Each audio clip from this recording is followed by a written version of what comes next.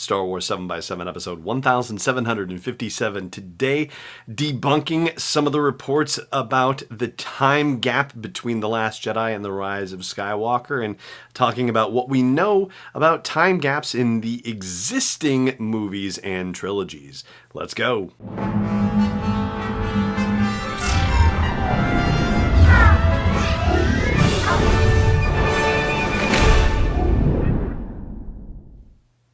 Hey Rebel Rouser, I'm Alan Voivod, this is Star Wars 7x7.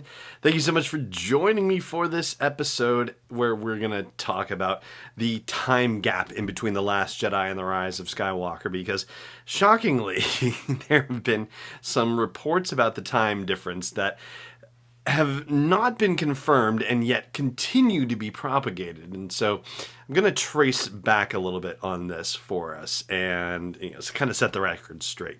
So we've been talking about this on the podcast for a while, and my presumption has always been that there has to be a pretty significant gap between The Last Jedi and the Rise of Skywalker, because the Resistance was just so completely and utterly decimated by the end of The Last Jedi that there has to be some time for a resistance to form and or for Rey to start to train other Jedi or to find other light side Force user helpers in order to be able to take down the First Order, because the presumption is going to be that the First Order has to come to an end by the end of this trilogy, right? Like, they're not doing any more Skywalker Saga movies, and that's what this situation is. And they're taking a quote-unquote hiatus for heaven knows how long. So, how are you going to end a movie trilogy with the First Order still in power and no idea for any of us as to how long we would have to wait to see the First Order utterly, thrown to the curb? It doesn't make any logical sense. And so you have to presume that there is some significant gap of time in between the two movies.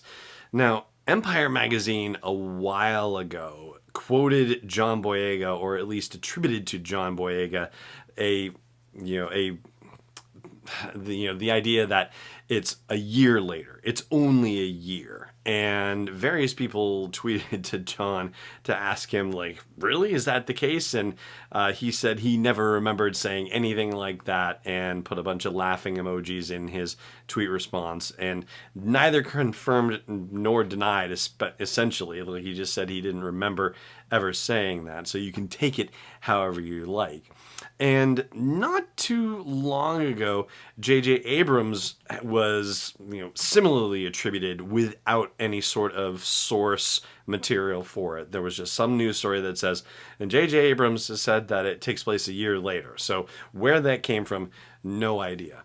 And the latest thing that happened was, I had some folks telling me that they were watching the Rise of Skywalker panel at Celebration Chicago, and that there was crosstalk in between Kathleen Kennedy and J.J. Abrams when they brought up the subject of how much time has passed, and that one of them said that it had been 4 years since The Last Jedi, and that was sort of like within the crosstalk, if you listen to it, that you could pick that up.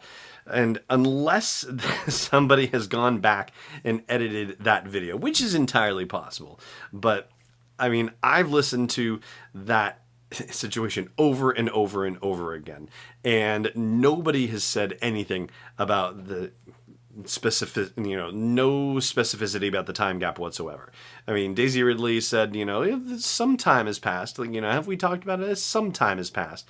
But yeah, there's definitely not been any specific time frame that's been given. I will say, however, that it's not necessarily something that you would note with a passing interest per se, but Daisy Ridley certainly carried off being a 19-year-old pretty darn well when she was in The Force Awakens, and she was 23 at the time, or at least 23 when the movie came out, probably 21 when she was filming it, so it was only a couple of years difference. And she's 27 years old now, so You know, it's right in the wheelhouse, basically. I think the gap is probably closing between her on-screen age and her real-life age. And Poe Dameron, who was pushing 30 in The Force Awakens, certainly doesn't seem to be graying out necessarily in the still photos and the images we've seen from him in the teaser for The Rise of Skywalker. So, you know, I'll say he's not necessarily pushing 40 just yet, just based on that.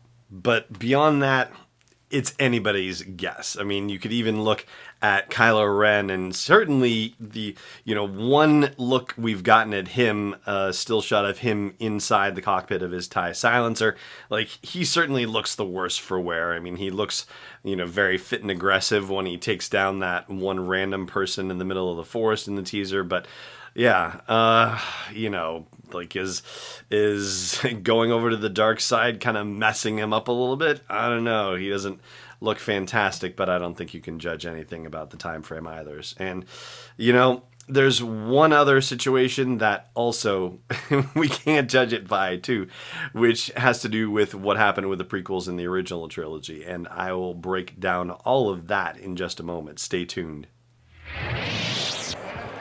Hey there. If you're enjoying all the coverage that I'm bringing you from Star Wars Celebration and what I do every single day for you at Star Wars 7x7, I hope you'll consider putting something in the tip jar at patreon.com/SW7x7. $1, $3.27, $5.01 or more. Honestly, every little bit helps, and every little bit is just as exciting as every other little bit. Please consider supporting me in the work of delivering Star Wars stories and interviews to you on a daily basis at patreon.com/SW7x7. Welcome back. So, the prequel movies, the gap in between movies was 10 years between Phantom and Clones, and 3 years between Clones and Revenge of the Sith. Now, that's following on the heels of, and I guess even though it's chronological order in universe, but, obviously it wasn't that way in actual life. It was 3 years in universe between A New Hope and The Empire Strikes Back, and a year between The Empire Strikes Back and Return of the Jedi. And for all the talk about, whether The Force Awakens too closely follows story beats for the original Star Wars, aka A New Hope, and for the fact that it basically dealt Rian Johnson a hand where a lot of the story beats he ended up following, had some similarity to The Empire Strikes Back as well, but the time gap wasn't there. 3 years between A New Hope and Empire, but no time whatsoever between The Force Awakens and The Last Jedi. So there's no way to look at those and say, oh, well, if we're trying to, guesstimate based on how the movies have been done previously, this is the way that it should possibly go. There's no help for it. So we're still in the same boat where I'm saying somewhere between 5 and 10 years. That's the dice roll that I'm making. But I'd love to hear what you think about what the time difference between The Last Jedi and The Rise of Skywalker might be. So drop a comment wherever you happen to be catching this episode, if they have a comment section. And if it doesn't, then drop in on home base for the show, please, which is SW7x7.com.